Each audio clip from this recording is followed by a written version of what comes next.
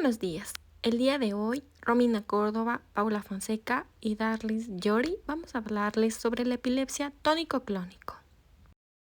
¿Qué es epilepsia? Es una condición neurológica caracterizada por la presencia de paroxística relacionada a cambios desorganizados en la actividad neuronal de la corteza cerebral. Esta patología se encuentra en la población entre un 0,5% y un 2,0%. Se clasifica en dos tipos: primaria o idiopática y secundaria. En la primaria o idiopática, surge espontáneamente sin que exista un daño estructural establecido en el sistema nervioso. Se dice que puede ser genético.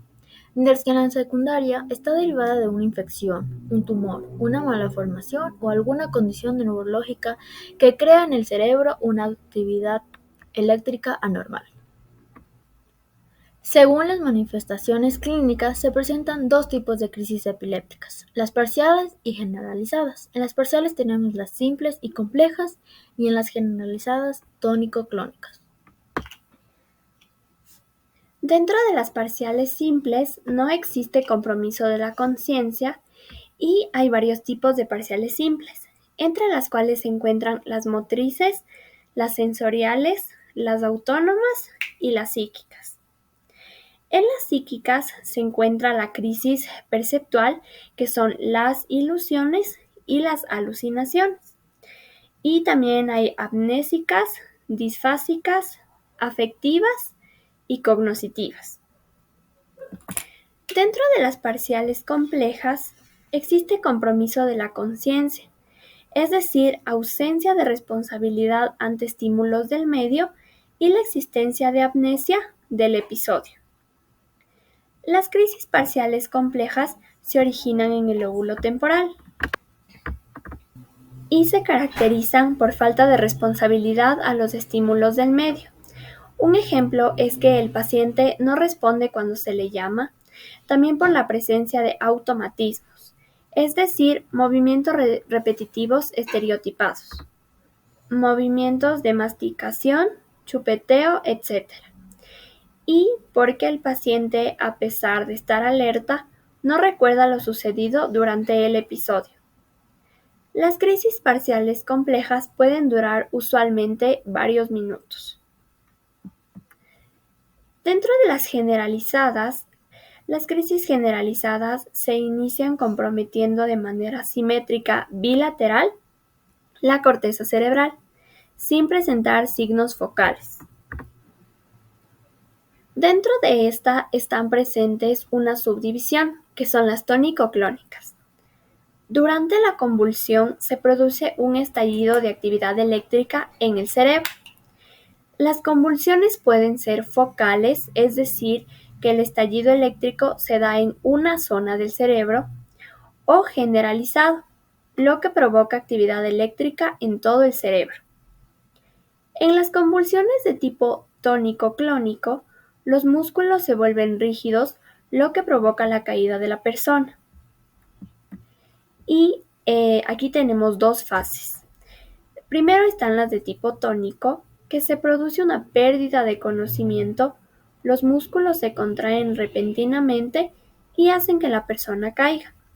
Y en cambio, en la fase clónica, los músculos se contraen rítmicamente, se flexionan y relajan rítmicamente.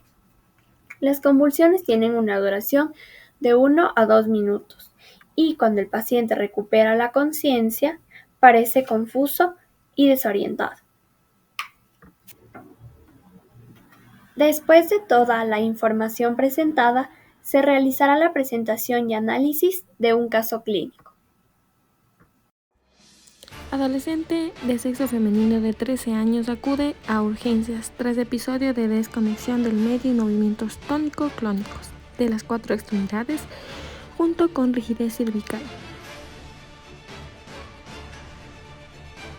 Sufrió cefalea holocraneal. Giro cefálico hacia el lado izquierdo.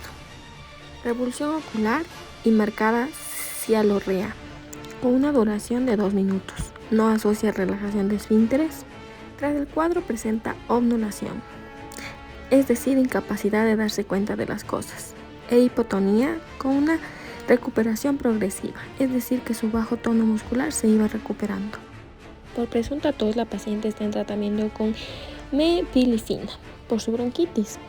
Llega a febril, es decir, que no presenta fiebre, y menciona a su madre que semanas atrás ha ido presentando vómitos y náuseas. Como antecedentes, tiene un desarrollo psicomotor normal, con vacunación correctamente administrada, y no refiere de herencia de familia de epilepsia, pero ella presenta. Y sus menstruaciones irregulares. Al llegar a emergencias, lo primero que se le verificó es con ayuda de la escala de Glasgow, que se utiliza para medir su nivel de conciencia, la respuesta ocular, verbal y motor. En donde también se verificó que la paciente llegó con una incisión en el borde lateral izquierdo y punta de la lengua. A nivel neurológico, la paciente se encuentra consciente y orientada en el tiempo, espacio y persona, sin signos de focalidad neurológica, es decir, que no presenta ningún problema de funcionamiento del cerebro, médula espinal o nervios, siendo sus pupilas isocrónicas, es decir, del mismo tamaño, y normalmente correctas.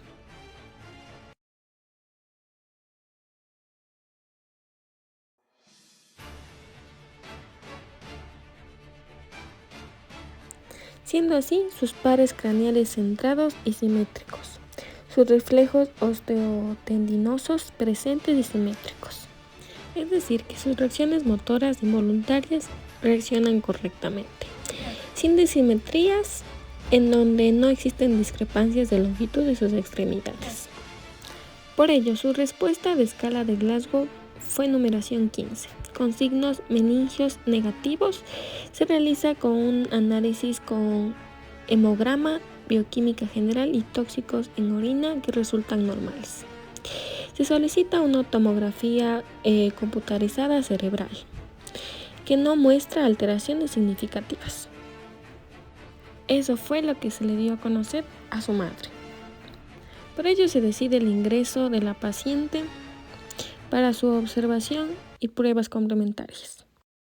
A las 10 horas de la primera crisis refiere una nueva cefalea holocraneal, con un episodio posterior de desconexión del medio y movimientos tónico-clónicos de las 4 extremidades, conjuntamente con revulsión ocular y cialorrea, es decir, balbuceo, y cianosis facial, es decir, los labios morados, que cede tras administrar una dosis de midazolam intravenoso para así causar somnolencia, que es muy utilizado para personas con epilepsia. A las 12 horas de la segunda crisis sufre un tercer episodio con características similares, pero esta vez presentando relajación de esfínteres, y es por ello que se le vuelve a administrar midazolam intravenoso a dosis habituales para ceder. Ante la amenorrea, es decir, ausencia de menstruación, que es descrita como antecedente nuevo por parte de la madre, se amplía el estudio con la realización de un test de orina con BHCG, es decir, una prueba de embarazo, que resulta positivo en 2 ocasiones. Por lo que la parte de ginecología decide realizar una ecografía abdominal, confirmando el embarazo de 11 a 12 semanas de gestación. Tras informarle a los padres del embarazo conjuntamente con los riesgos y beneficios debido al tratamiento que debía seguir la paciente, se inicia el tratamiento con levetiracetam, siendo anticonvulsivo, de manera intravenosa, sin presentar nuevos episodios convulsivos.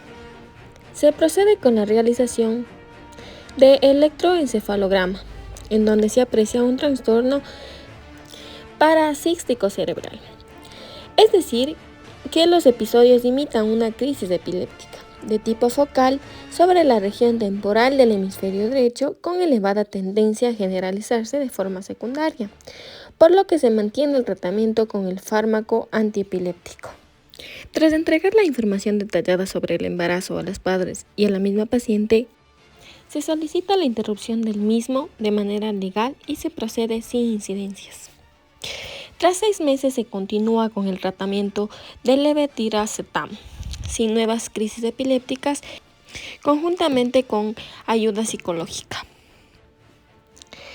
Es por esta razón que debemos aumentar la educación sexual, tanto en los centros de salud como en los centros educativos y de forma cada vez más temprana, así como plantearnos la posibilidad de un embarazo e incluir sus pruebas diagnósticas.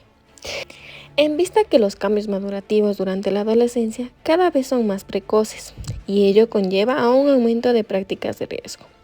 Mientras que la tasa de fecundidad de los adolescentes se está incrementando de forma progresiva, la gestación durante la adolescencia es considerada de riesgo, añadiéndole a las propias complicaciones maternas y fetales de las derivadas enfermedades como puede ser la epilepsia. Y mucho más en esta ocasión, ya que existe un riesgo muy grande de disminución de la frecuencia cardíaca en el feto. Y de igual manera, hipoxias. Es decir, que existe reducción de oxígeno en el feto. Por otro lado, la administración de medicación para la epilepsia durante el embarazo produce malformaciones fetales. Pero en este caso, el levetiracetam causa menos riesgo, pero de igual manera es perjudicial. Es por ello que tanto la paciente como sus padres solicitaron la interrupción del embarazo en vista de los riesgos que corría el bebé. Otros riesgos de la epilepsia es sangrado vaginal, desprendimiento de placenta, parto prematuro, preeclampsia y hiperemesis gravídica, es decir, vómito constante. En la presencia de una crisis epiléptica con convulsiones debemos hacer lo siguiente. Lo que debemos hacer en presencia de una crisis epiléptica con convulsiones es lo siguiente. Primero debemos acompañar a la persona, ya que no suele durar más de 2 minutos. Con cuidado debemos recostar a la persona en el piso, voltearle hacia un lado, lo que le permitirá respirar. Retirar cualquier objeto de su alrededor que sea un objeto duro o filoso para prevenir una lesión. Podemos colocar en su cabeza alguna almohada que sea suave y no le permita golpearse. Si no es el lugar, pues alguna chaqueta doblada. Si tiene anteojos, deberíamos quitarle, y de igual manera alguna corbata o algo que esté alrededor de su cuello que no le permita respirar. Siempre tenemos que tener en cuenta el tiempo que dure la convulsión. Si dura más de 2 minutos, ya deberíamos llamar a emergencia.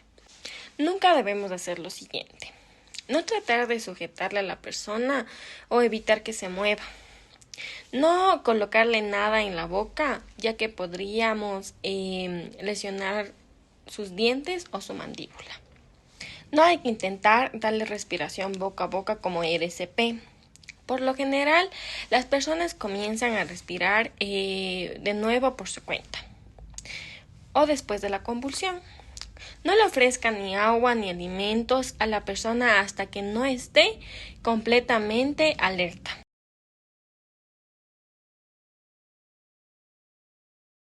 La epilepsia es una condición neurológica caracterizada por cambios desorganizados en la actividad cerebral. Afecta a una parte significativa de la población, con una prevalencia entre 0.5% y el 2.0%.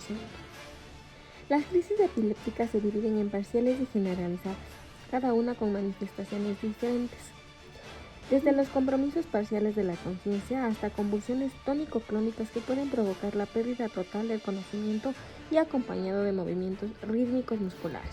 En el caso clínico se presenta una adolescente de 13 años, la cual ingresa después de una crisis tónico-clónica con movimientos en las 4 extremidades y rigidez cervical con una duración de 2 minutos. Después del episodio presenta confusión. A las 10 horas de la primera crisis se presenta otro episodio con desconexión del medio y movimiento tónico-clónico. Después de los exámenes se conoce que el problema se presenta en el lóbulo temporal del hemisferio derecho y que la paciente está en estado de gestación. Es por ello que para iniciar el tratamiento se le recetó midazolam intravenoso. Tras la información de su embarazo y tras detectar su trastorno parasístico cerebral, se le recetó levetiracetam intravenoso de igual manera, en donde también se solicitó la interrupción del embarazo por miedo de alguna malformación en este bebé y de las consecuencias que podría llegar a tener la madre, puesto que era una adolescente de 13 años.